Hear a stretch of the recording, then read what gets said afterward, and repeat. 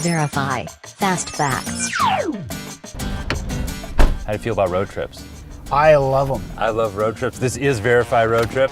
We just got a question from Jay, a Verify viewer, about road trips. My name's Jay Hoffman, and my question is, when you're on a road trip, why does it take longer to get there than it does to get home? I've totally felt that before, the feeling that it takes longer to get there than it does to come home. It's scientifically impossible though, right? Like you're going the same distance. It's not possible, but there are actually people that have studied this. And there's actually a name for what they're studying. They call it the return trip effect. There are 3 theories that focus on this idea, and the first one has to do with memory. It comes out of a 2015 study from Japan, and it found that people are not bad at judging how long the trip home is. What they're bad at is remembering how long the trip home actually took. Okay, but that study had a small number of participants, and it didn't really get into why people couldn't remember. So that one, inconclusive.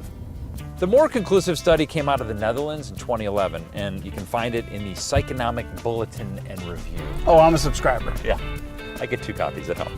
So this study used a larger sample of people, and they look at 2 possibilities. The first is familiarity, and that means you've already driven the route one time, so it's more familiar to you. And things that are routine like this seem to fly by real fast.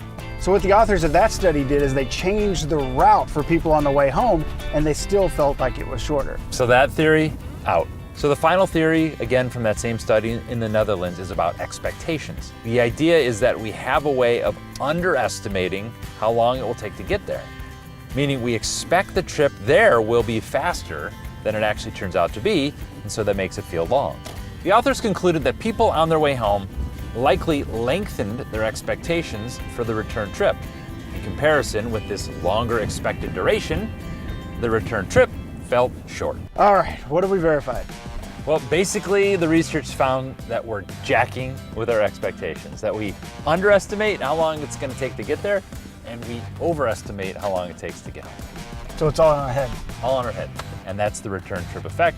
If you've got something you want verified, send me an email.